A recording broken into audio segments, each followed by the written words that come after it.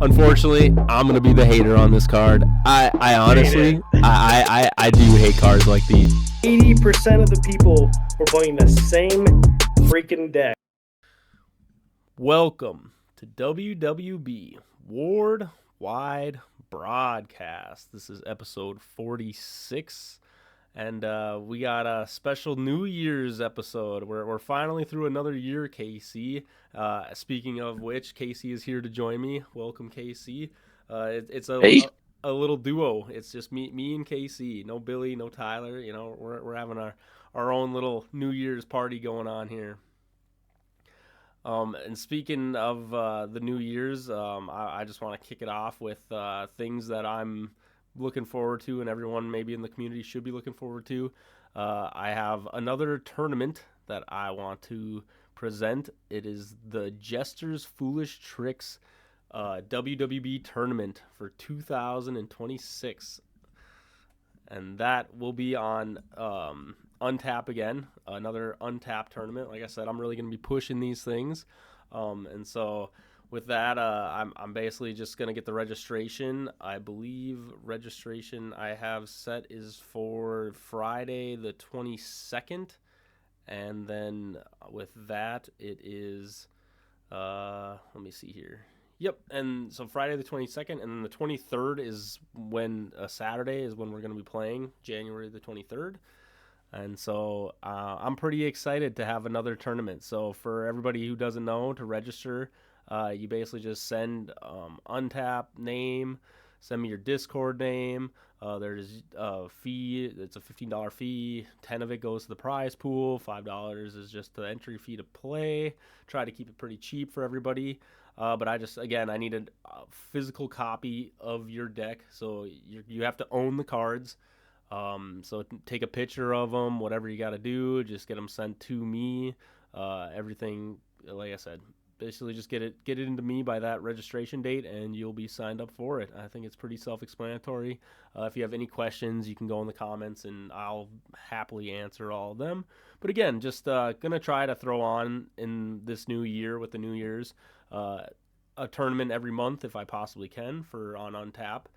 And obviously that's the thing too. Make sure if you don't have Untap, you have to download Untap and play on it, which there's tons of people in the community. Casey is one of them that would love to probably show you guys the ropes of how to play it so you can get into that tournament. But either way, another self-promotion. Now that our league is over, we got to continue with these online tournaments. And Casey, you played in the last one. I mean, how did you feel about the online tournament? It's just awesome to have a way larger community, a lot of different people to talk to. That also opens you up to like a vastly larger trading pool with people, Right. Being able to trade with people across the country too. So getting to talk to them on Untap in person is just a lot more fun. It's a little more personable. You get to know somebody a little bit when you actually get to talk to them rather than just texting through the Discord. So No, for sure. And it's just another one of those avenues too, like you're saying, just for people who are not in the area where it's like we can find, if I nowadays I feel like in the Discord it's like there's people all over the United States that have ward cards or have gotten into the game, and so it's like giving them that opportunity to be like, here, maybe you don't have these communities around you, and now you have an opportunity to play. And so just trying to get everybody that we possibly can to get to experience ward the way we all, here near where it kind of started, get to experience it. So again, just another thing. Like I said, going to keep throwing these on, and again, they are official. So for everybody who wants to, like I said, get on the rankings, try to get to the Ward Bowl, this is just an avenue that you can take, especially, like I said, if you don't have these tournaments in your area. I mean, the last episode we had Chandler on, and yeah, he went to his first tournament, but it's just because of people like Evan who was throwing it on at big top games. It's like, you need those kind of environments to have it. So it's like if you don't have those environments to get there, it's like, here, I'm going to try my best to do that with WWB and give those avenues for people to get to the Ward Bowl, because I think everyone should get to experience the Ward Bowl. And so that's kind of all I want to say about that. But yeah, again, register by Friday the 22nd of January, and you'll be entered into play and win. And like I said, have a lot of fun, get some games in. Um, but moving forward, Casey, there is a crack pack at the Curious Crow on the 10th, which is a Saturday, and it will be at 2 p.m. And I don't know all the details for this, but I'm assuming they're going to have Gen 1 starters and Gen 2, and I'm pretty sure it's just a starter pack of 35 cards, play with 30, build a deck out of those 35 cards. So you kind of get to pick or choose, but as, we're kind of getting down to the left of what's available for the, I like to call it the pre-remastered cards, Casey. I don't know. What's the cool title we should try to give the cards now that they're no longer going to be just the regular ward cards. They're now old and outdated, retro, as you might say. Yeah, I don't know. They could wind up having just a lot of different names, probably. Like just OG Gen 1 and 2, or you might just call it just Gen 1, Gen 2, and our future stuff, I guess, is just going to be called remastered. I don't know. It's kind of weird. Everything landed in a weird spot that they're Right. reprinting Gen 1 and Gen 2 with the Gen 3 card frame that they've come out with, so the entire game will actually have one design to it, you could say. But yeah, we just, like you said, we just have those old original cards, like, OG Border. I don't know what you'd want to call it. It's just, Yeah, that you is know, fair. Yeah, I guess for me is, yeah, it's just like OG Gen 1 and 2 is fine, but the problem is that you already have like more of another OG Gen 1. So it's like I don't even know if that's what you could name it.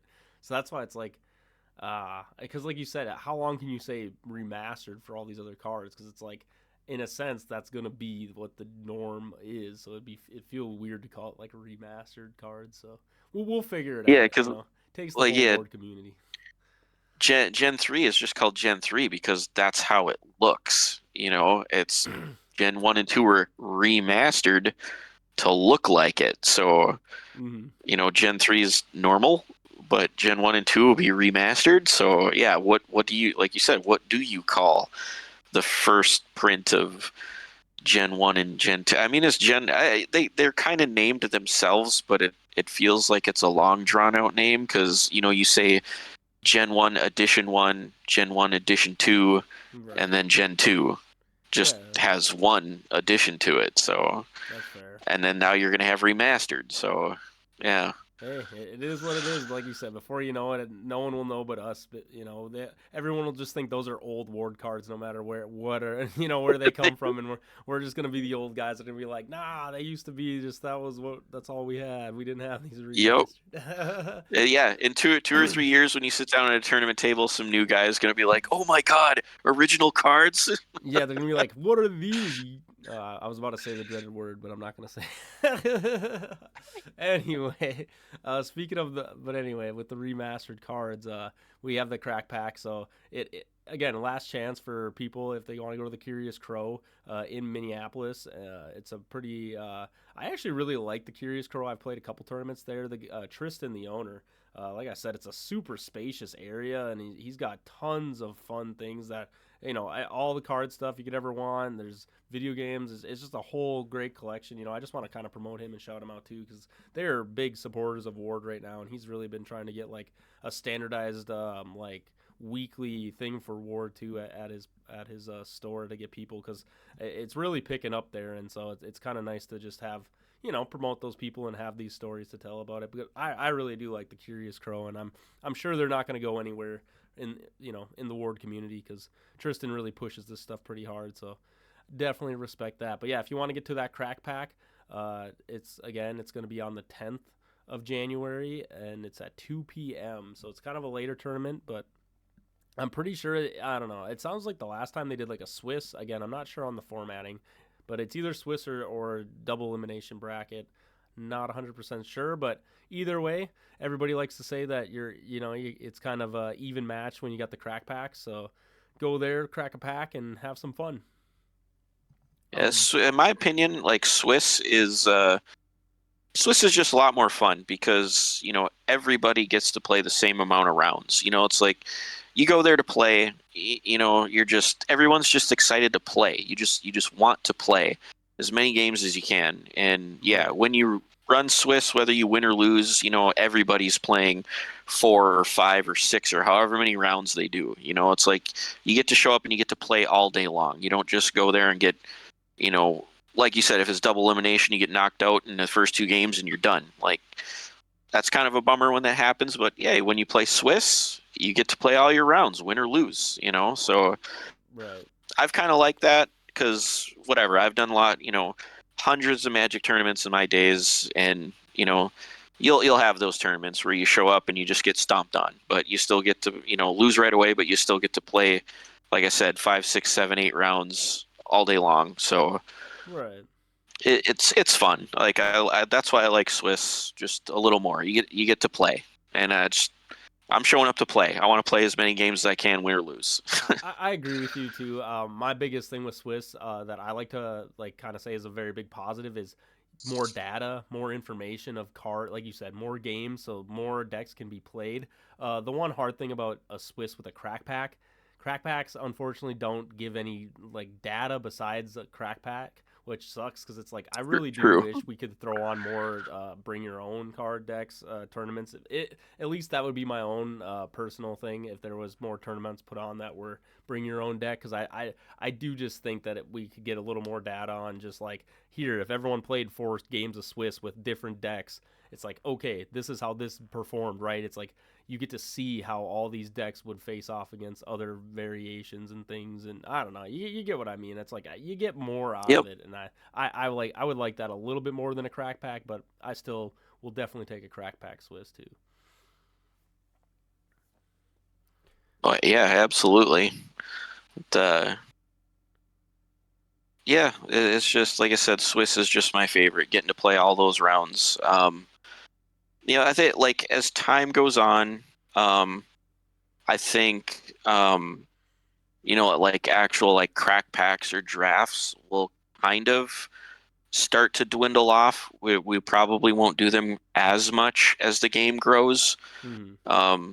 That's kind of how it went for Magic. It's just because, you start getting a lot more players and everybody Right. wants to play standard. They want to play with their stuff that they got. So, um, you know, drafts and crack packs just kind of get sort of, I want to say, like delegated away to when new sets get released. Right. Is when those kind of tournaments happen. So, um, they still, I mean, don't get me wrong, they still hold them occasionally for, in Magic, so I'm sure Ward will too. It's just every now and again, it's like, hey, we're having a Gen 3 crack pack.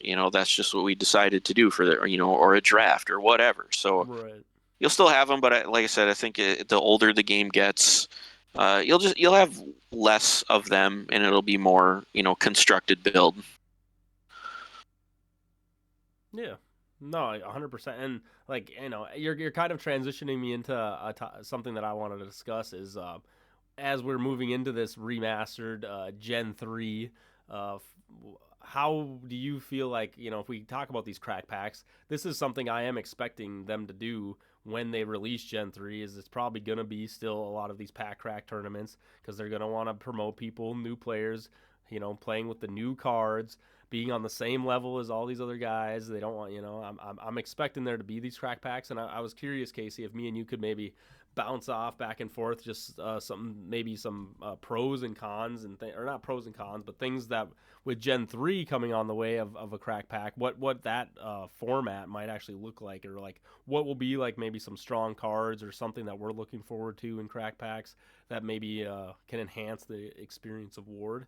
If you do you feel like you want to go with that one first, or you want me to tackle it?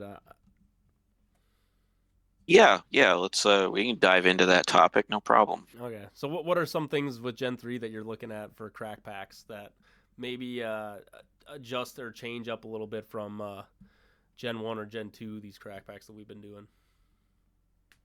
Um, eh, yeah, I mean, I've read through like, the Gen 3 list a few times. I I don't really think that I've personally seen something that, you can crack open in the set and like maybe like completely run away with the tournament with.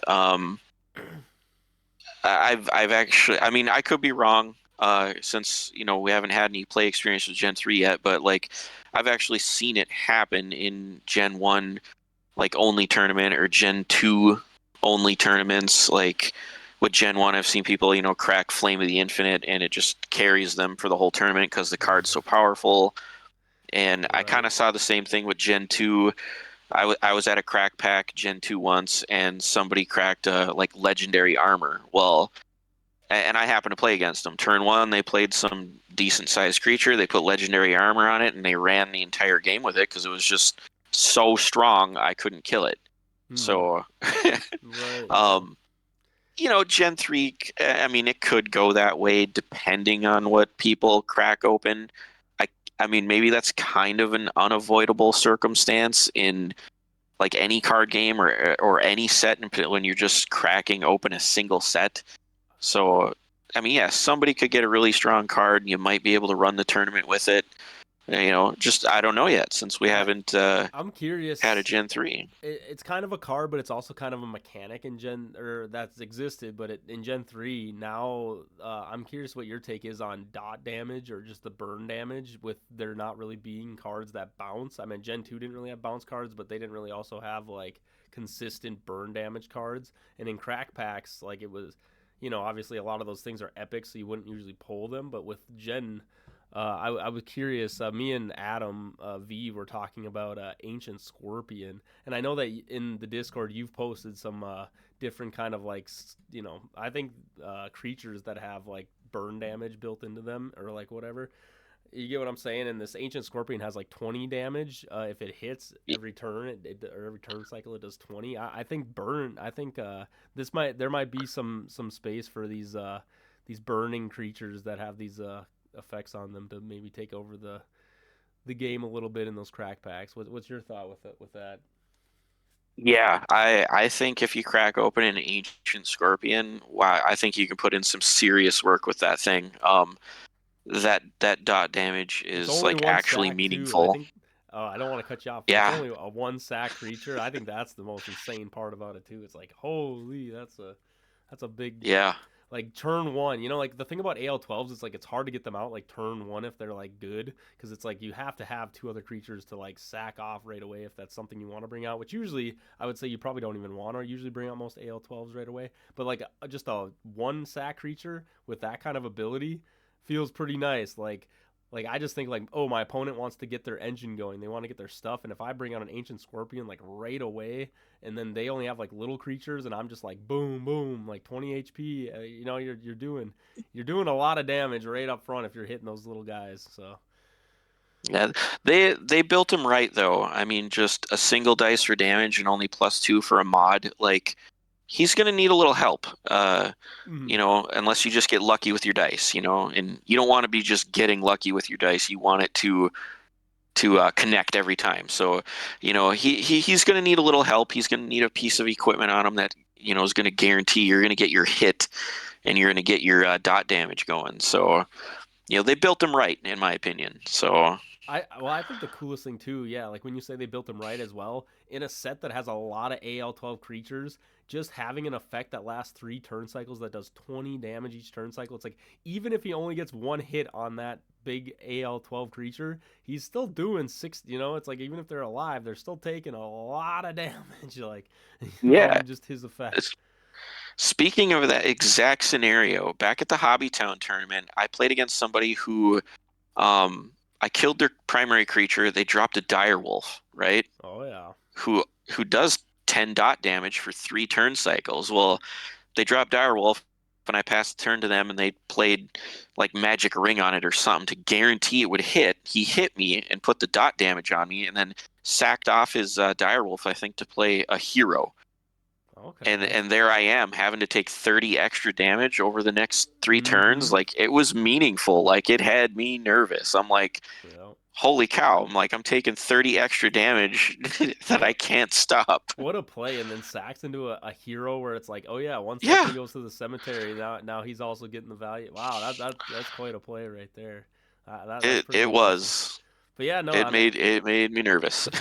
but no, like I said, just getting back to Ancient Scorpion now, like especially like I said, at least in Gen 1 there was cards like, Wrath of the Old Ones, like things that were a little easier to get in a crack pack that could like bounce, but it's like now there isn't like any bounce, so it's like that dot damage feels so much stronger when it's like, oh, I can't get rid of this. There's not really a way to like remove it unless I negate, right? If I negate the effect of the creature, that's probably the only way. But even then, it's like there's only so much negation in the game right now that are like ways to negate a creature, if that makes sense. I think they got kind of wanted to get away from the bounce stuff because you know I feel like there was a lot of talk amongst people, saying they're nervous about playing their AL12s, or it's very it's just very sketchy to play them because you have to sacrifice one or two creatures to get your guy out there, and it can just get instantly bounced. And Mm-hmm. that sort of feels like you just had a creature, like one or two creatures, just instantly killed, which puts you so far behind. Even from just Right. a bounce spell. It just that massively hurts in this game. So yeah, I think what Gen 2? I can't really recall any bouncing cards in Gen 2, and Yeah. now we don't have any bounce in Gen 3 either. So Well, I meant the ancient one technically did do a bounce effect where it basically did the Wrath of the Old One's effect, but in a creature, the ancient one. yeah, Or is it the old one? Maybe it is the old one because it's the Wrath of the Old One. It's supposed to go with the card. I don't know. One of yeah, them. I think you're right. Maybe one of them I know that bounces everything on the field back to the deck, and then you draw that many cards out. But either way, like you're saying, it very hard to bring out. That again, that's another AL12 creature in Gen 2. I don't think almost anyone I've seen played with the old one really, even to have that No, effect go off that I was aware of it. Not in tournament at least. I mean, maybe they play it at home, but definitely like you said though, it's like it seems like they really are getting away from the bounce, and there really isn't like a thing that like replaces that mechanic, right? It's like there isn't like a different way that they've adjusted bounce. They just kind of said, nah, we don't really need like removal in creatures very easily from our game. And obviously once yeah, they mix, it'll be different, but it's like obviously I wanted this to kind of be focused on crack packs and just Gen 3 in general, so it's like, yeah, not having any bounce in Gen 3 definitely makes the power of some things, shoot up dramatically. And like there is a yeah. lot of burn in the game, so it might feel a little better to have those burn cards that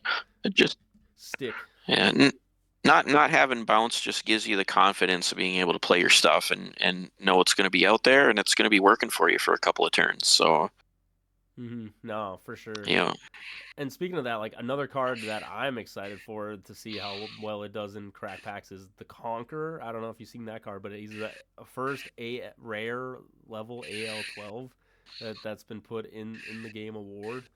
And I think that's a pretty interesting creature. I think he's like a 3/4 or a 4/3 for dice roll, so he's got pretty strong dice roll. So I think just having yeah, like pretty easy access in a crack pack where it's like all you need to do is have one of your rare slots be that guy, like that's a good boss creature just to kind of have in Gen 3 for sure.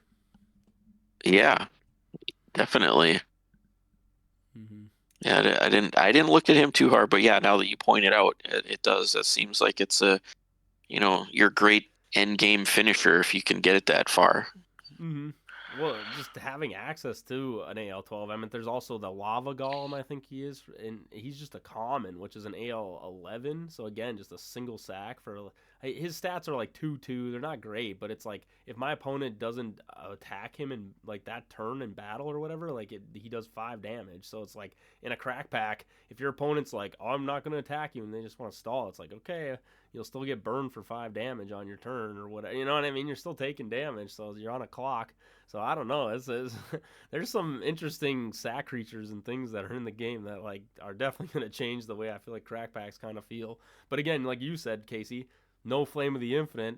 There's not really a crazy field spell in my opinion for Gen 3 that I can think of off the top of my head right now. Besides maybe what's that one that the Bramble Field or whatever, that card, it does like 5 damage if they don't have wings. I think cards like that might be a little interesting to have in the game, or like to have in a crack pack, because I think that card is probably like an uncommon or a rare. I can't remember the exact rarity of it, but seemed like it was a pretty good card.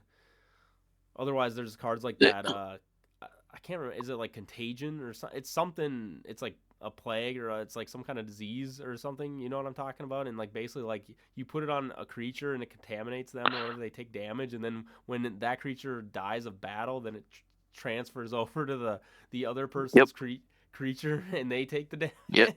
That seems like a Yep. That's fun card. contaminate. Yeah. It seems like a fun card where like it just jumps back and forth off of like each other's creatures if you kill them in battle.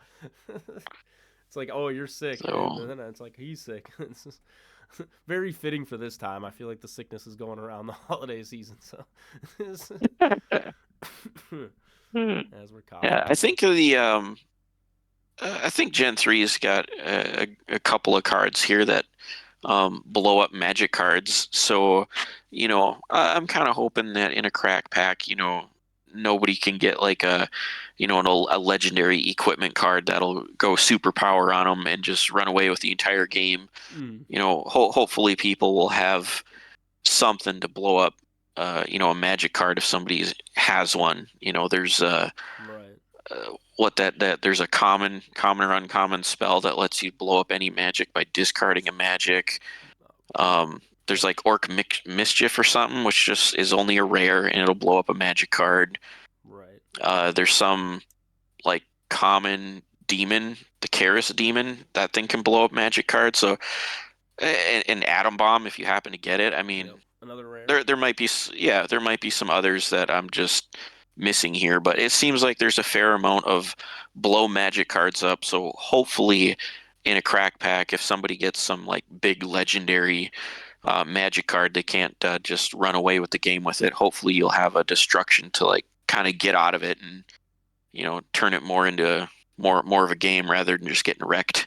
Yeah, no, and that's something that you bring up, and I think is very important, because I think if you want to talk about, maybe I don't want to say a flaw, but something that the older or the other like Gen 1, Gen 2 crack packs had, the problem is, like you said, Casey, is everything destruction was usually at like a epic level, or like you said, at a rare level.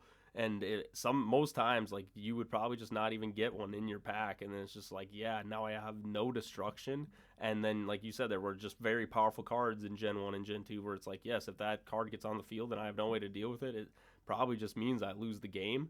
But like you said, I think this is where Gen 3, and it's kind of funny you bring that up too, because it's like, when we go forward from here, it's like if they do other crack packs that are like, oh, you can pick Gen 1, Gen 2, or Gen 3, I think a lot of people might just pick Gen 3 just because of that fact that they know that there's probably going to be a very high chance of getting a card that has that destruction, because it is a very valuable thing to have. And like you said, if you don't have good access to it, it's like you want to make sure you do. And so it's like Gen 1, with a lot of the legendaries, there was destruction built in, but again, those are legendaries, so it's like this is the first set that I feel like there's like a good amount of destruction, where it's not just like 2 cards, that like are very easy to get your hands on to do destruction. So Yeah. I do think you Yeah. have a point there. Yeah, like you said, in those Gen 1 and 2 crack packs, like all the magic destruction is rare or epic. And yeah, when you sit down at a table with, like 10 to 20 people playing a crack pack event, it's like it seems like only like 1 or 2 of those people are going to wind up pulling like even just a single copy of a card that can destroy a magic card. Like one person will have Evil Queen and just 1 copy, and one other person will have a Magic Eater, and like that's about all there is in the room, So it's Right. it's real light on magic destruction. So yeah, like I said, I've seen a few tournaments where people have dropped a very strong magic card and just kind of cleaned up the entire game with it, because your opponent can't get it off the field and it's just really strong. No, that's fair. Or like you said, they have to rely on things like Kendo Tiger, and maybe it's good that Hive Lord Kendo Tiger did exist too, because it's like at least there was like an uncommon way to do it, which was maybe a little easier to get. But even then, it's like you're still, uncommon isn't always the easiest to be like, yeah, it's very consistent that I'm just gonna have that uncommon creature or whatever in my pack, right? To have at least some form of destruction. So it's like, yeah, I definitely can feel that as someone who has been beat many times in a crack pack by Flame of the Infinite and cards like that, that it's just like, it feels like as soon as those cards are played, if you have no way to get rid of them, it's like that's just, like it's an 80% chance the person who played that card is just gonna win, because it's just like it just gives so much stats and so much things that it's just like you can't really deal with it. Yep.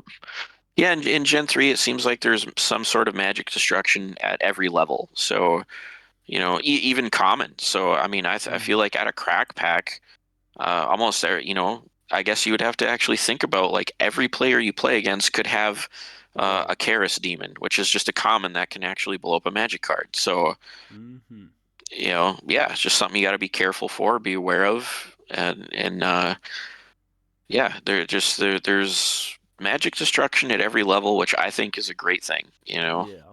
I think especially in Ward, it's like I feel like people might have before in Ward used to like commit a lot of cards to some of their creatures, but now I feel like as people have played more, it's like I really don't need to commit a ton of magic. So it's like just having ways to be like, okay, I can destroy one powerful magic card.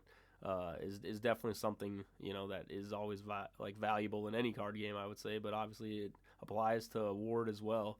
Um, what are your thoughts on just like is there a card that's like Flame of the Infinite or a powerful equip card that might be something people should like watch out for if that is like in a crack pack in Gen 3 that you think is like kind of OP that would take over a game? And I want to try to stay more at the common, uncommon, and like rare level. I don't as much as I would like Right. to be like Ancient Book. It's like yes, obviously Ancient Book would be super strong, but it's like I don't think you're gonna run into that very often. True, true.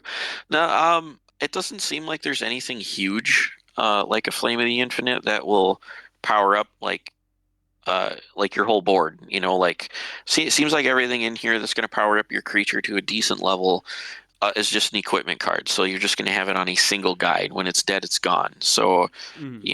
I mean, we all know Flame is a field card, stays out there forever, pumping up every guy you play, like the whole Ugh, game. So yuck. that's what hurts. But um, yeah, they see it like scrolling through, looking at this, like the Gen 3 list. It seems that they've made a fair amount of equipment in here that gives some decent buffs to your creatures. So you'll be able to power up one creature like pretty decent, and if your opponent happens to not have magic's destruction to deal with it, you might beat them up pretty good a lot of the time. But like we just covered, there is a fair amount of magic destruction at every level. So hopefully they can get out of it. I mean, just looking at all these equipments, like tons of them kind of give some variation of +2 or 3 to one or more of your stats, or add 1 or 2 attack dice or hit dice to each of your creature. Yeah, I mean, they're all, like I said, mixed and matched with numbers, but yeah, a lot of them are given +2 or 3 to stats, and 2 or 3 or 1 or 2 extra dice for rolling. So Mhm. there's decent buffs there. So There's a you're going to card. want to deal with it. There is a field spell I'm thinking of. It's the orc buffing field spell. I can't think of what it's called. What's that orc one that gives them quite a bit of buff? That's the one card that I'm thinking. It's kind of like the full moon of the set, and I think it's at a common level too. And it's like if someone gets like Yeah. two copies or what of those cards, I don't know. Yeah. It's like that's where you kind of come back to that Flame of the Infinite feel where it's just like ooh, if they're at that low rarity, it's like cards like that buff up a certain like archetype that is should be pretty prevalent in this set. I mean, obviously it is World of the Orcs or whatever, so it's like you would expect that Right. it's gonna be pretty good in this set, and so it's like I don't know. That's a card maybe we got to watch out for as you were talking about powerful field spells. That again, it's maybe not at the level of Flame of the Infinite, but one of them, and then obviously two of them on the field at the same time would be quite a disgusting thing to deal with if you don't have ways to deal with it. Yeah, I'm trying to find it. Like, And that's the thing. I don't know how much things have been changed, so maybe it's not even as scary as I remember it being. But I'm pretty sure there was a card that was. It's a field spell that buffs up certain. here, yeah, you're right. Army of Orcs. It is a common. It's a field, and every creature with Orc in its name gets 3 speed, 6 attack, and an extra attack dice. Yeah, so you're looking at what like 10 attack just kind of built into that card.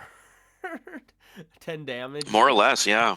It's like And I'm thinking a +3 speed buff. You're probably gonna go first. yeah, you're definitely gonna be fast. So it's like, I don't know, man. I think that card might be a little crazy if you get two of those in your pack and you're just like, and you got an orc. It's like, all right, here's my boss creature. It's gonna be doing 12 potentially like what, like 20 damage just with those two cards Like, yeah, I plus think the it'll range. be strong, but I don't think you'll be able to actually run away with a tournament with it. Unless you got a lot of other stuff backing you up too, because That's I fair. think back to like some Gen 2 tourneys, and um, I was actually in a Gen 2 draft, I believe, and I drafted two full moons, and I had like two were rats and a moon cat, and that might have been it, or I don't know. I think I only wound up getting like four creatures and two full moons. So my Right. deck wasn't busted. Like I don't even think I had a game where I actually got both full moons out. So and even then, you've only got three or four creatures. So I can kind of see the same going here with a Gen 3 crack pack. Like you might get yourself like two copies of the army of orcs to buff your orcs, but then you need to be getting orc creatures that nobody else is taking. And Right. I'm assuming most people will take anything that says orc on it because they're kind of generally good in this set. So, That's fair. No, I mean, you might not get many. no, 100%. And just the something you were bringing up too with it. I'm kind of curious 'cause obviously there will be more AL, 11, 12s, those higher end AL creatures. And it's like this buff that we were just talking about with Army of Orcs is it doesn't give you hit or anything like that. So it's like some of these orcs don't have great modifiers. So it's like if you don't have ways to really enhance your modifier, AL 11, AL 12s can sometimes be hard to hit over. Like people don't always think, but it's like if you only have like a +2 modifier or a +3 modifier, it's like you got a hard time hitting an AL 12. So you got to be a little careful. So it's like even though, like you said, you have a crazy damage, you still. It seems like I'm kind of curious what your thought is. Like AL is probably going to be pretty impactful in like Gen 3 pack, like crack pack onlys and things, just because there isn't. I don't think there's a lot that can get over a lot of those bigger ALs.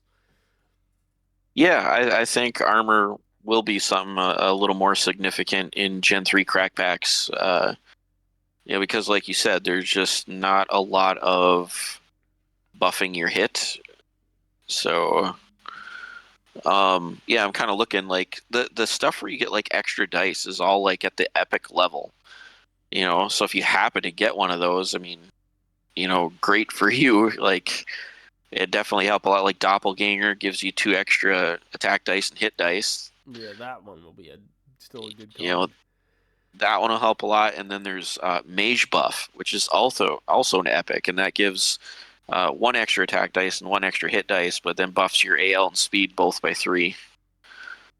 But just that extra hit dice, just one extra hit dice, so you're rolling 3 hit dice, Right. really really ups your chance of hitting those AL 12s, and I think you'll need it if you're facing those high AL creatures. Yeah. Well, I just think it was interesting that it looks like they took away because Full Moon had a hit dice added to it, Flame of the Infinite hit dice added to it. It looks like they were like, here, how do we kind of adjust these field spells so they feel impactful, but they like don't run away with the game? And I think they found a Yeah, pretty good sweet spot of like gives you kind of crazy damage stats and like makes it so it's like if you do hit, you're gonna hit like a truck, and yeah, it's gonna be impactful, but you still gotta hit, right? And it's like I think that's a good way to kind of balance those cards out a little bit so that it's like they don't feel like they're just like, okay, here's a creator's gift. I'm always hitting. You're not gonna not have me hit unless you're like playing Scarlet or something. But it's like it's gonna hit. And like creator's gift has +6 to hit. +2 hit dice. Like it'd be crazy if you miss with 4 hit dice and a +6 hit. So it's like I'm kind of glad they kind of went away from that. I do think a fun mechanic in Ward is trying to break the AL, and I think if you make cards way too strong with hit, it's like you always made that argument. It's like it doesn't really feel like a very impactful stat, and it's just like it's kind of cool that I feel like in Gen 3 they tried to make it a more impactful stat of like gotta hit over these ALs, gotta find unique ways to kind of work around taking down your opponent. I think what one card that'll be really nice, and it's a common, is Titan's Amulet. You do 10 damage to your own creature, but you get a modifier +10 for a turn. Yeah, it I mean, used to be that's plus Garrett. 20. I'm sorry. I'm going to go on a little bit. I really wish they would have just kept it 20. I think having just a really goofy big number just feels so good sometimes in a game. And it's like, it's only a one time use or whatever. So it's like, come on, just give me the plus 20 for that one hit. I think that, you know what I mean. Well, 10 still guarantees it.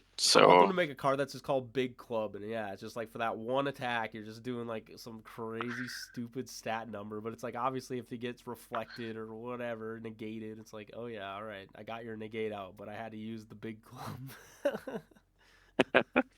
so yeah, the what was that? The Conqueror, the creature you pointed out earlier, is being real good in Crack Pack. Yep.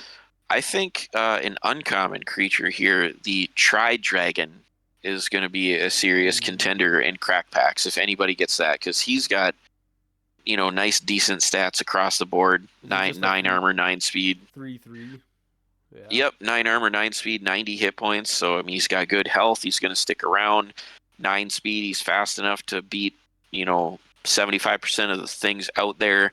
Right. With those stats being so high, playing any equipment to him to buff his stats is going to put him probably at 12 armor or 12 speed, which is really good. And then, yes, 3 dice plus 3 is a great average. And yeah, boy, if you get lucky and your hit dice match, but they're probably just toast. Mm-hmm. Yeah, that card I am looking forward to, and just Crack Pack, AJ.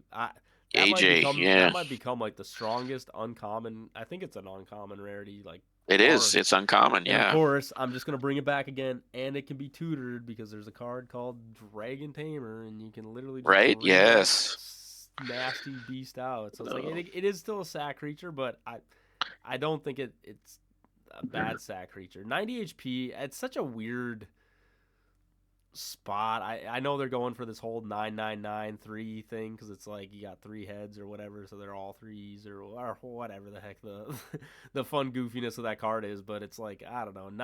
Nine is 90 HP is it's a little bit. I don't know how I feel about it, but it's not bad. But it is definitely something to think about when you're talking about your cemetery. I think it just puts you in a lot of goofy states if that creature does die, because then it's like I don't know. You know what I mean? There's not usually like what's a good creature that you pair with that, like a 20 HP creature with a 90 HP, because it's like you're already kind of like at 100 and you had to sack a creature off for it. So it's like I don't know. I think if you do play this creature, I don't think you're going to have a lot of like what do you call it? Like time to keep the game going if this creature dies. You know what I mean? It's like you're definitely kind of still giving a lot of resource to your cemetery, or like a lot of HP in your cemetery with that creature.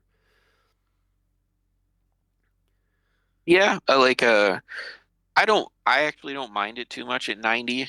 I do like it there because it's high, but I like it. I really like it at 90 instead of 100 Mm-hmm. because just 100 being an exact third of your cemetery. It's like you run 3 guys with 100 hit points and you're done. But if you run a dude with 90, you're just under that limit when you get to like 290. Yep, you hit You still 290. get an extra guy. That's fair. Yeah, no, and then you could play another 100 HP creature, right? Then it's like okay, R- definitely Yeah, top. imagine if you had 2 Tri Dragons and you're there. You could sack one Tri Dragon once it gets low health to play a second Tri Dragon. Yeah, there you go. That okay. Maybe you're making a better argument than me. Yeah, now that you say that, I'm like, ooh, maybe 90 HP is like the sweet spot. It's kind of a scary spot to sit, but obviously it still takes setup and it's kind of can be tricky. And if somebody kills off that creature before you're able to sack, it's like, oh well, now I can't do that or whatever. And definitely an interesting thing, but yeah, that the Tri Dragon, yeah, that thing is a beast. That is a boss monster in itself for just uncommon level. Like I think Yeah, a lot of decks in Gen 3 only will probably end up having that guy somewhere in their deck, and you're just like, oh boy, what do I do when the Tri Dragon comes out? Because if I want to talk, I think there's only a couple cards that do like negate creatures effects, and like Iron Man, I think is one of them, but it only lasts like a couple turns. Uh, there's a couple equips. There's Final Form, which I know is a legendary but it also negates effects, but then gives them +6/+6 stats. So it's like you got to be a little careful if that's the way you're going about negating a creature's effect, because you're still giving them. right. Yeah, I don't know if that's a card you want to use, but then there's also a weaker version of that card. I kind of call it is like the Steam Blaster, I think, or something like that. It's called, and it basically negates an effect but gives them a 3/3 stat line. And I think that's going to be like if you talk about just Gen 3 as like like a whole, it's like that card is going to be pretty valuable because it's really the only reliable card that just like negates creatures' effects and cuts their like damage attack dice potentially down. I'm thinking cards like Cabal War Chief. If people are playing that card and in a Gen 3, if somebody hits that in a Gen 3 game, it's like you're going to want that blaster to put on him so he becomes a 3/3 with no effect rather than being a 5/5 with two attacks on his turn kind of thing. What's your thought about Yeah. the creature negate? Yeah, creature effect negation not really existing. We don't have no mind sap or anything like that now in just Gen 3. Yeah, I mean, like you said, there's just, you got your couple of cards in there that work in various different ways, but I don't know that I feel like Gen 1 and Gen 2 were kind of pretty much the same. You just had your one or two cards that negated creature abilities, and that's all you really needed. It seemed like it wasn't too much of a problem, really. Yeah, because Gen 1 had your Mind Sap, and Gen 2 you had your Iron Range, just shut off everybody from creature effects. So, Right. Well, um, Gen 1 you had Mind Sap and don't forget Demonic Magic, probably one of the strongest avoid yeah, creature effect cards that I think exist in Mord. yep, Very, very powerful. And then obviously if you talk about the reprint of Gen 1, then there was Silence from the Grave was added on. But like you said, there's definitely was Iron Range in Gen 2. I'm trying to think what else, if the people used anything else. I think Iron Range was the only thing. There also just wasn't like crazy creature effects that I feel like a lot of people were worried about negating. I mean, Kendo Tiger was kind of a big one, but other than that, it was like nothing too crazy that I can recall.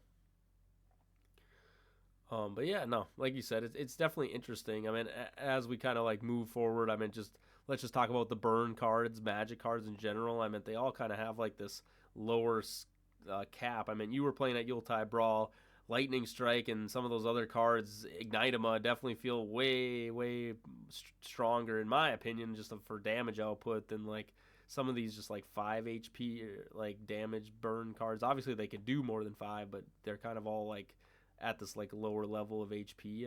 How do you feel about those kind of cards, Casey? uh, yeah. I think they were probably a little scared about direct damage stuff. I mean, that Lightning Strike doing 30, Ignitema doing guaranteed 20, possibly 40 if you hit the right roll is pretty major. I mean, if it whatever, it kills everything little, and if it's not killing, flat out killing a creature, it's more than likely cutting it in half for sure. So just half healthing something right away is pretty brutal. And then you look at Apocalypse, which is Yeah, just almost virtually guarantee killing anything. just the Uh, bomb, the bomb. yeah. So, yeah, I think those doing such huge damage and them seeing the Steam Deck, that's around and how it's one-sided damage because of how the deck is built. Right. So when things aren't equal, I mean those Lightning Strike and Apocalypse, those cards were built to be equal, but in the particular Steam Deck, they are not equal. So Mm-hmm. when they're just hitting your opponent, that damage is very high. It's very brutal. So I can understand why they cut down on how much damage the direct damage stuff is doing here in Gen 3. Just the little, Yeah. 5 or 10 little pings, instead of, half of a creature's health or more, all in one swing. So, Does it feel like it'll um, be impactful in a crack pack to kind of hit those cards, or like do you feel like or you think it'll be like, don't really want those burn, magic cards? um, some of them might be like I look at Living Trap and I still feel like 15 damage is a decent chunk of damage. I mean, if you think about it, it's like 2.5 dice rolls, really, Mm-hmm. because Right. an extra 2.5 dice to your damage is that's significant. So Yeah, that's a big hit. that's a card that's I would say is definitely fair on dealing damage, and um, some of the other ones like the old Logging Road, a field one that just stays out there, and that could, I mean, sure, it's just 5 damage, it's small, but it stacks. It just keeps on going and going and going. So yeah, they went with a smaller amount of damage, but it could build up over time, so it can easily become meaningful for sure. So Yeah, I think they had that it's at something you'd have to keep in the back of your head while you're playing. right. I think they had that card at like 10, and it's just like yeah, like in certain scenarios, like I could understand 10 damage was maybe it would have been a little bit too much if you're just in a crack pack situation or one of these situations where it's like oh yeah, this thing is just doing crazy damage every time I play a magic card. It's like could easily be killing off a Yeah. couple creatures before you get to do So, something about it. and then crack pack. I mean, if you're lucky, Bramble Field is just a common Mm-hmm. and does 5 damage to things that don't have wings. I mean, if you're lucky enough to build your deck partially around that with some flying creatures, I mean, that could be a one-sided effect that will, definitely add up. Just 2, 3 turn, 2, 3, 4 turns, you're looking at an extra, 10, 15, 20 damage, and that's meaningful. I mean, that could be like a third of a creature's health, like easily. Yeah, for sure. And I, like you were saying with the Bramble though field, it's like I'm trying to think. There isn't many creatures with wings. Like there are a lot of these like superheroes that are like flying around, but I would imagine they still, in theory, they should be taking damage from the Bramble field. So it's like there isn't too many creatures I would say that have wings in Gen 3, if you know what I mean. So it's like 3.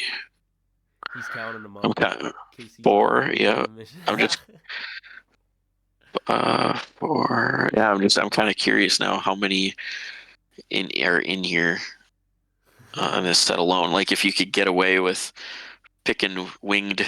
Well, there's 5. There's 6. Well, like you said, even though it's only a wing, Uh, how many of those are like common, uncommon, rarities where it's just like, oh, is that even that vibe? But either there's way, even if you just want to make it a fun match and you just play a Bramble field with no wing, no creatures with wings, you're just like, well, we're both gonna suffer in this game, and no one's. Let's just get it done with. Put it on a clock, 12, 13. for sure. Wow.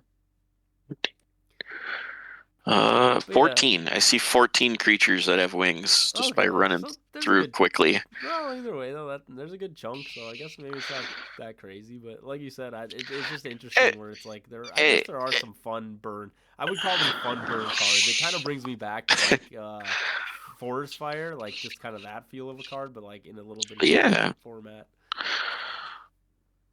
yeah.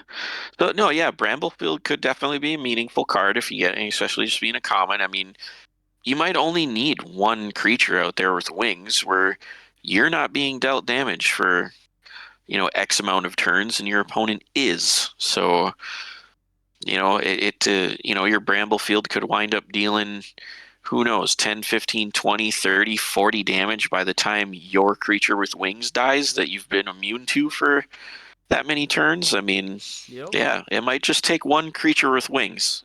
So, Like you said, in Tri cards Dragon.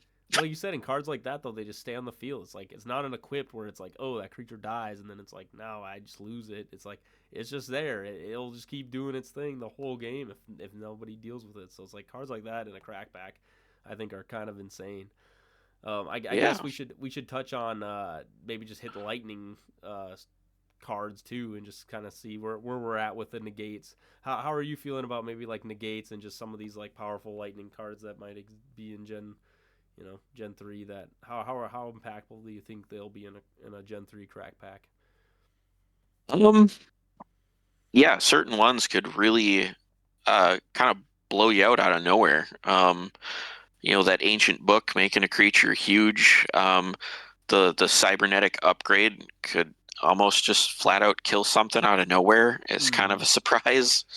Um, yeah, they're impactful. I mean, some people are definitely gonna get got by them when you're playing because you won't be expecting them. So, um, yeah, it's interesting. And then I really like Flame Sentinel. I mean Yes. that's sort of unique in stopping an attack and then doing some dot damage afterwards. I So think like, in Gen 3 only, I think that Flame Sentinel card will be probably the strongest negate that you can get. Like if you draw it, because it's like, dang, that card at the right timing against some creatures, it's like, okay, that just can really, really hurt. Like I think there's so many times where it's like my opponent's like, oh, I can survive another round, right, of damage from my opponent or from me, like attacking them, and it's just like, oh, if I played Flame Sentinel, now all of a sudden you're in that weird window where you're taking damage and you can't sack anymore because you attacked and I negated it, and now I get to have my whole turn to maybe kill off that creature that you thought you could maybe sack the next turn. You know what I mean? Things like that where I think Flame Sentinel is going to be kind of a fun card for people are really going to have to like think about that, or they're going to be like, dang, like now I might lose my creature that I had to sack for. You know, it's like it's kind of a fun card or an interesting card to me at least. And you get lucky enough to pull it. I think Last Hope Hero Mm. will be absolutely fantastic. Oh yeah, gotta love it. That's a surprise kill out of nowhere. Probably, I would say, What's like your 9 out of 10 times. yeah, right. It's a pretty fun card, but yeah, I don't know how much we'll see that in crack packs. But yeah, it would be cool if a game did have that turnout. I really do want to see how people utilize that card just in general in Gen 3 because I definitely think that that card can do some goofiness. What do you think Yeah, about I mean, what do you think when you about can, Sasquatch real quick? Or do you want to cover more about the hero card?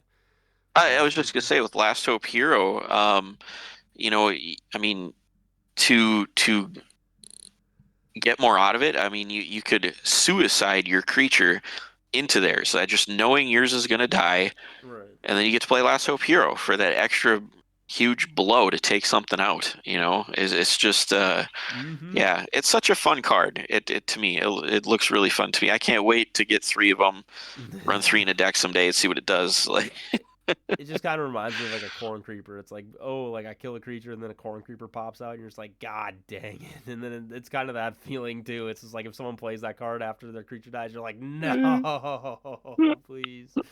yo, No, for sure. But either way, what about like Sasquatch though? Like just like kind of negate cards. How do you feel about that? I think that card will be pretty interesting. I don't know how crack pack, but definitely just Gen 3. um, yeah, that Sasquatch like reminds me of like Scroll of Silence like a little bit. Um, it's just yeah, you get to negate something and then they can't negate stuff for a turn, so Yeah. it's slightly similar to Scroll of Silence being a negate that you can't negate. So, I would say um, a little more power behind it though, because it's not just an instant one thing. It's you're not able to kill yeah, it.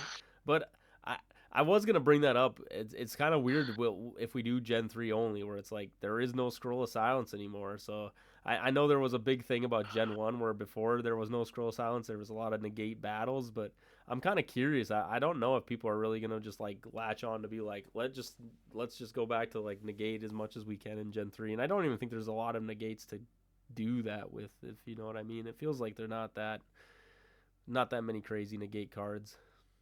no, yeah, yeah. I'm glad that it's not negate heavy. I'm glad it's not Gen 3 isn't negate heavy and like there's no bounce there because Well, yeah, cuz you just get to play your cards and know that you're going to be able to play them. So, right.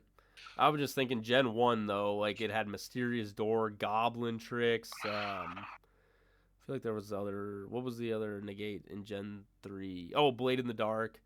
So it's like there was a lot of like just negate magic cards in Gen 1.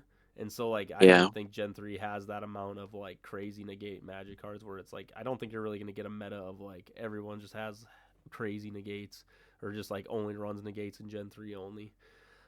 There is one more card that I want to talk about with the Flash that I can think of, and it's that what is it? The dummy card. I always want to call it the dummy card, but I'm sure it's something. That's dummy. Yeah, Yeah. possessed dummy. Yeah, that card. It seems like it'll be a pretty fun card. That if your opponent has that and all of a sudden you're just like, oh dang, now I'm fighting my own creature.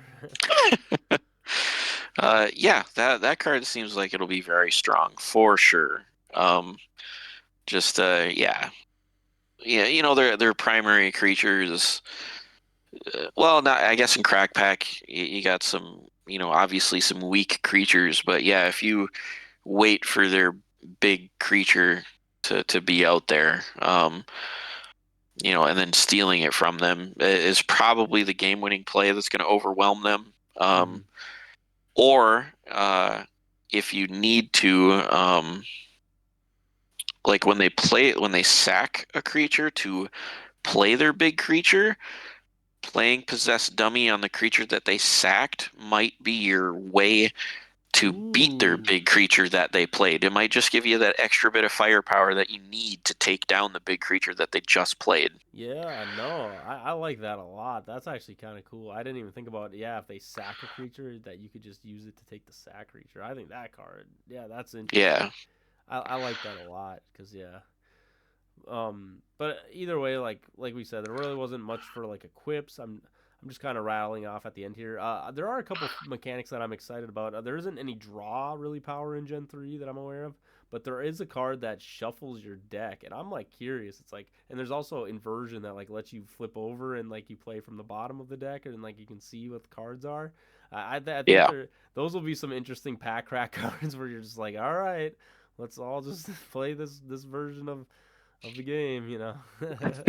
Well, though, yeah, it just uniquely enough, those two cards just literally function together. So, Hmm. yeah, being able to flip your deck, knowing the card that you're drawing, you could just be holding Shuffling Bones in your hand, and then when you see a card that's not going to help you at all, yeah, you just gamble and shuffle it away and get something else. No, exactly. I think it'll be really fun to see how those get utilized in crack packs. And then a couple more things, limited summons. I think the crows are at a pretty low rarity, but I don't know if they're, like you said, without Flame of the Infinite or like things that really great like buff cards. I can't tell if they're really gonna be like that impactful in Gen 3. You know what I mean? Yeah. Yeah, I don't, it doesn't look like it will be. Mm-hmm.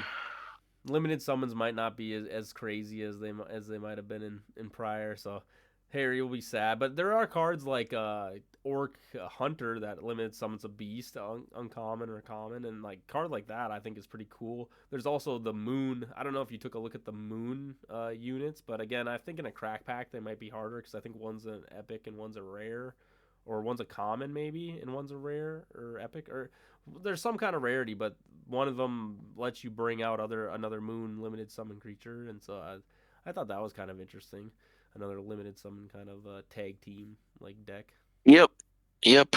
It's, I mean, I think those are the only two moon creatures at the moment. So if we get more in the future, they'll get better. Mm-hmm. For sure. So, they're spelt moon is an abbreviation for something. It's got the periods in between all the Right. letters. And I do remember asking Joe at the Gen 3 release, I said, "Can we play Mooncat off of this? Because it's got moon Ooh. in its name." And they talked about it for a minute or two, and they were like, "No, you can't." Oh, come on. It wouldn't even be that good of a limited summon. What are we talking about here? All the power of the card will be gone. Come on, I, guys. I was I Let was kind of Mooncat bummed. I was like, "Man, I let really wanted Mooncat Mooncat." have its thing. That would be kind of cool if it was a little hidden Easter egg. Like, oh yeah, it's got Moon in the name. That's funny. Right. But I no, like it's that. got to be spelt specific with the Yeah, capital letters and the abbreviation. that's So, funny.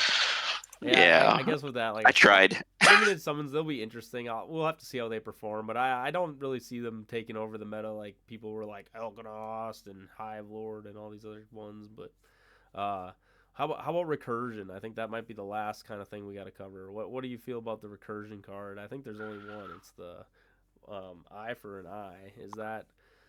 Oh yeah, okay, yeah. Um, eye for an eye. Yeah, that's um I don't know, just my magic experience throughout the years has taught me that giving your opponent anything usually turns out bad. And don't get me wrong, yeah, you could probably force the you have to force the circumstances on when this card can be good, and I feel like in Ward that's going to be a lot more difficult than it is in Hmm. Magic. So, um, yeah, there's not really like any cemetery manipulation in Ward right now where you could like get rid of someone's cemetery, like out of the game completely, kind of thing. Like So banish it. they would have nothing in it. Yeah. Well, in Magic they call it exile. Like, Yeah. their cards go to your graveyard in Magic, or you Mm. can exile them and they're permanently out of the game. They don't even go to the cemetery or the graveyard. Yeah. They're just gone. They're out of the game. They're So, just not existent. if they made something in Ward like that, I could see Eye for an Eye would get a lot better. But right now, yeah, and unless the circumstances just align for, the planets align for you for where it's great for you and not for them, you know, that, either this card is great or it's not. There's no gray area. It's kind of a cool version though. I'm surprised that they were able to come up with like another unique way in Ward to make a card work that had recursion. We have like Frog of Fortune and you have Visitor and not Holy Light, right? But it's like obviously they realized like Visitor, Holy Light maybe a little too strong. Frog of Fortune, it's still pretty good, I would say. It's not like terrible, but it still has the cost. But then it's like now I don't know. I feel like it's kind of cool that they've come up with another version of like ways to do recursion, but it's like yeah, there's obviously this cost to it. So in yeah, I don't know. In Crack Pack, I don't. It won't be much of a powerhouse. Couple things that jump off the top of my head, maybe in standard constructed play, like if you know their hand, um, then I suppose you could know when it's going to be really effective. Like if you play with the creature, the Seer, Mm-hmm. so you can see your opponent's hand all the time, so you know when it's going to be the absolute worst for them. Yeah, a little better That then. might be the strongest situation for this card at the current moment, in my opinion. Yeah, I do just think in a crack pack though, you are usually given, it's like oh maybe there is a card you want to get two copies of, but you only had one in your deck. It's like just having a recursion card to maybe pull that out is obviously still something strong in the game. So it's like not always the worst thing, but definitely I think it'll be a little harder to play around with that with Eye for an Eye than it is with a lot of those other cards. It's not just like Visitor where you're just like I'm just gonna play Visitor and grab whatever the hell I want. It's like oh no, I gotta think about how I'm gonna play this, which is again cards that I want in the game, right? I would rather have Eye for an Eye than Visitor from Beyond, in my opinion, of just like balancing of like how strong those things can be. But maybe that's just my opinion. With that Um, though, oh sorry, you go first. I do got one card that I'd like kind of like to shout out a little bit, discuss. Is probably my favorite card in the set, and maybe if you're lucky enough to get it at a crack pack, um, Shapeshifter might Ooh, be the strongest creature in the set, especially for crack pack, I think. yeah, pretty Um, good. just that creature's unique ability to be able to choose what you need in your situation, and you get to do it every single battle. So, it could be something different on your turn when you attack your opponent. I mean, getting extra dice is fantastic. And then, yeah, when you pass the turn and your opponent tries to hit you back, well, yeah, just getting to choose, I want more armor, so maybe they can't hit me, or I want more speed, so at least I get to hit them first. I Right. mean, it is just the situational stuff on the shapeshifter is so good. No, I definitely I feel that. Like you said, any card that's like has versatility to it, and you can there's more than one functionality to the card. I think always performs a lot better than cards that just can't really always meet all those different requirements. So I agree with you. It'll be very interesting to see, especially in a crack pack. If someone pulls that, I'm gonna be like, oh man, I don't want to have to go against that guy. Please, please. But yeah, So yeah, those extra options are crazy. Like the Nadara promo, one of my favorites, just option of two different attacks. mm, Um, I was really hoping we'd see like just a Gen 3, creature in Gen 3 with like, that option, like two attacks. So Shapeshifter's kind of that way. I mean, I guess, get to pick four different abilities, but right. I would love to just see a creature in like Gen 4 that has two attacks, I think it's fun. Just options are fun. I love options. Yeah, I think it'd be kind of cool if it was like a creature that like you could unlock different ways to attack with him, but it's like you had to have meet circumstances of like get this kind of magic card. Like, let's say you had to have an infinite magic card on the field, or things like that would be kind of cool if it was like you had to like kind of like build up that creature's effect, and then like to get the certain like it's almost like you like increase its power level as if you like keep like putting things on the board to like enhance it. I think that'd be kind of a cool card too. Yeah, yeah, for sure. Change up the, like you said, give people something to build towards. I think that's always fun with a card game. And like I said, I think a lot of people are like, you don't really have to commit too much in Ward, and I think just having ways to make your opponent be like, okay, this would be a cool commit, but if you do, it's like Flame of the Infinite level, or like something super strong that's like now your opponent just can't really deal with it very easily, and I think that'd be kind of cool. But with that, I think we do have to kind of hop off the Gen 3 stuff. It is the new year, Casey. I do want to kind of get your take for 2026 for Ward. What is something maybe you think that they could add to Ward? Like obviously they have a couple different game modes. They have boss battles. They have things. Or what's just something that you'd like to have like an aspect of Ward that you would like to have the most improvement or change of? Or just kind of give me your thought on just with the new year coming of 2026 and what you want that to kind of bring to Ward, I guess, if we could hit those real quick. We got to do our New Year's resolutions. Um, I don't just off the top of my head, I can't really think of any like changes, like some big sweeping changes that I want them to make, but um just more stuff in general. Just keep it coming. Like I can't wait to see what all the promos are for Gen 3. Um, I'm pretty sure I've heard them mention that they want to do another round of boss decks are probably in our future this coming year. Ooh. That's going to be fun. I mean, just yeah, different bosses that do new things. Yeah, that'll be great. I love the new formats that we get to play, like the AJ format, Mm-hmm. our standard format. I'd actually love to see, what I've been calling it forever is like the cure format, and I call it just that because of common, uncommon, rare, epic. It just spells out the word cure. So, you Right. know, a format where there's no legendaries. I feel like that could put a lot of newer players to the game on more of an equal playing field with some of us that have like a vast, huge collection and tons of legendaries. Just a newer player can get fairly good access to just about any epics they want. So Hmm. yeah, I feel like it's a strong constructed format that will put everybody on an equal playing field. So I would love to have like a sanctioned tournament with the cure format since it's never happened yet. So That's that's fair.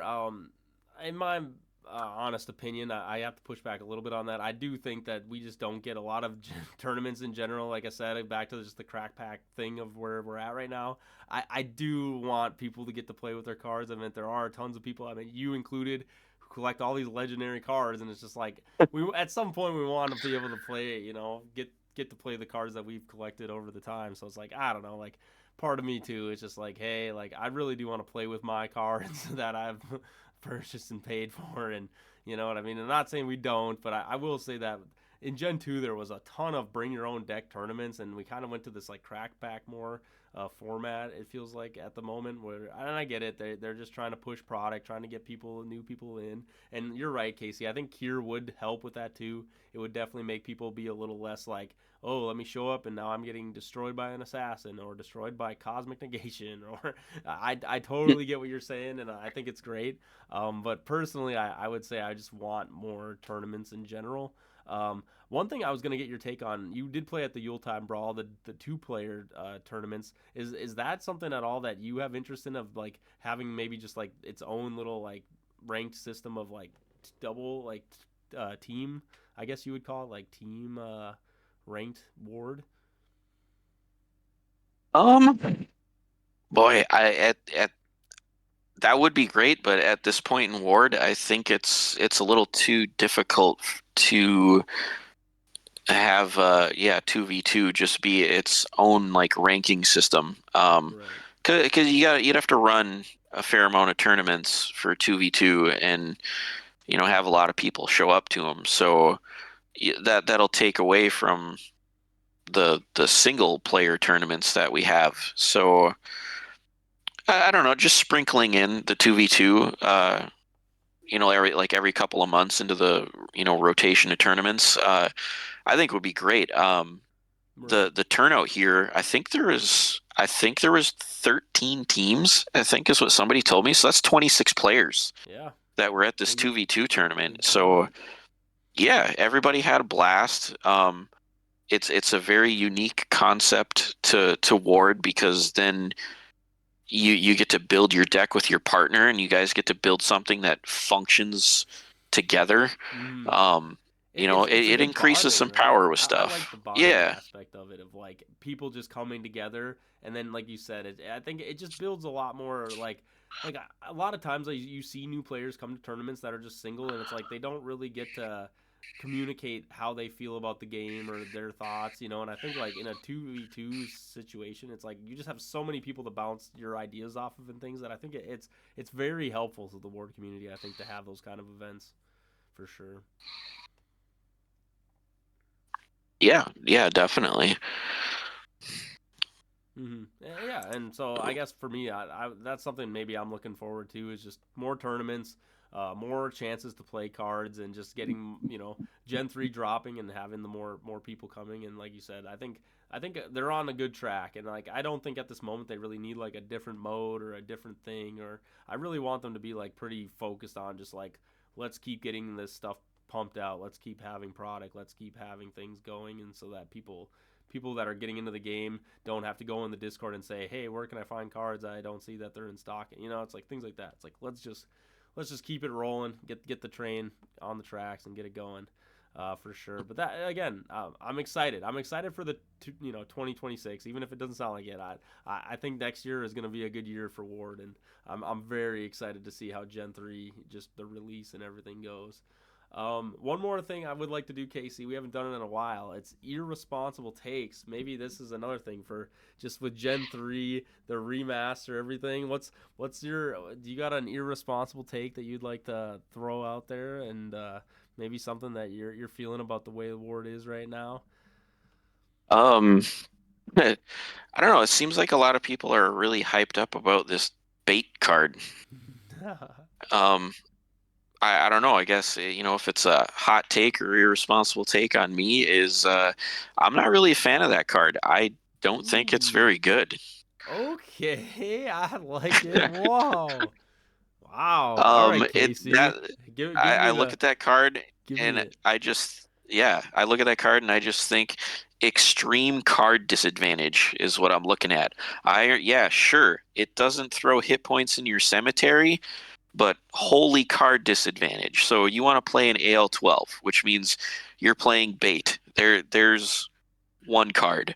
You're discarding a magic card to it, and then you still have to sacrifice a creature to get your AL12 out there. So you just went down 3 cards to get an AL12 out there. Hmm. That really hurts. And if you're not playing an AL12, you're still going down 2 cards. Right.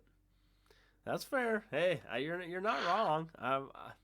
It's hard to say. It is really weird that it's like well, how much value? I mean, like I said, there isn't bounce. There aren't a lot of mechanics that deal with big creatures, so it's like maybe it's good that this card they kind of did put it in a position where it's like, oh, it has a lot of cost, but there aren't really like things to like deal with it. You know what I mean? And it's one of those things in War 2 that's kind of nice. I would say is like you play a card like bait, you don't have to pay the cost before you play the card. So you don't get if they negate it.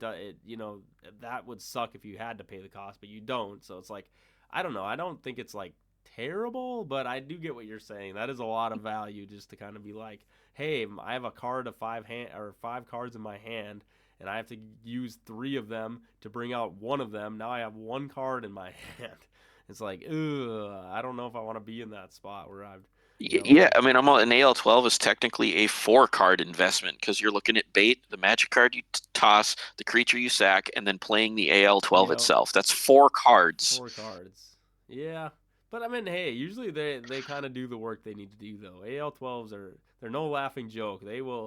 they will take over a game real fast, especially if they have crazy effects. But I do know what you're saying. Hmm, it's hard to say. I really like bait. I think board needs a card like bait. Um, so it's like I don't know. I'm very excited for it. I think that is a very spicy take, but hey, you could be totally right. But again, you think of these combos like giant rat and stuff that you could potentially use with bait, and it's just like I don't know. I think there's still some room to potentially get decent value out of it, but like you said, you're expecting that big creature is going to stick to the field for a while, so it's like you should be able to kind of recur those cards you need. But I do know what you mean. That does feel a little painful if it's like, oof, that's a lot to pay into it. All right, an irresponsible take for me. Oof, I'm gonna say it. I think burn cards are actually potentially going to be some of the most problematic, or Gen 3's burn cards, I should say, are going to be some of the most problematic burn cards in Ward. Ooh, there you go. There's my hot take, Casey. There's a couple cards that I have my eye on that, again, they are, like I said, field spells, things that can potentially just sit there, and if people have ways to protect them, and if they have ways to stall out the game, I just think there are a lot of stalling cards, unfortunately, in Ward, and I can just see there are combos and things that could potentially be like, let's just have burn, just keep burning your creatures. And I know, as silly as it might sound, like they're like only 5 damage or these things, but I don't know. I could see a world where people are like, ooh, I'm really sick of these burn field cards that just like do not leave the field, and I need to deal with them, and maybe I can't get rid of them. I don't know. I just see they might become some of those annoying cards that people are really going to be irritated with. And so my hot take is burn cards are going to be some of the most annoying cards, or Gen 3 burn cards, I should say, will be problematic cards. What do you think, Casey? Yeah, you could be right. Kind of how I was touching on it earlier. I mean, they are smaller increments, but you play the right things, and these things start adding up and ticking away, turn after turn after turn after turn. So, Mm-hmm. And then you know, you they match. they they just have the potential to do more since they stay out there. Like it's not just one big shot and it's gone. Mm-hmm. And then if you pair them with cards that do burn damage, like Demon Knight or just all these other things, it's like I don't know. Some of those numbers will start to get kind of crazy if you're doing a bunch of burn in one turn, or if you just have what was I thinking of? Not burn, but oh, I lost it. Something in villain. Or there's like other cards. Villain. I really want to showcase villain too in Gen 3. Since like he himself, I think, is just like a better logging road. But it's just like cards like that where it's just like they're also burning you. Like I don't know. I think there definitely is a lot of this crazy burn potential in Gen 3 by itself. Yeah, I agree. Mm-hmm. All right. So with that, I think we'll end on that note, Casey. Happy New Year's to everybody.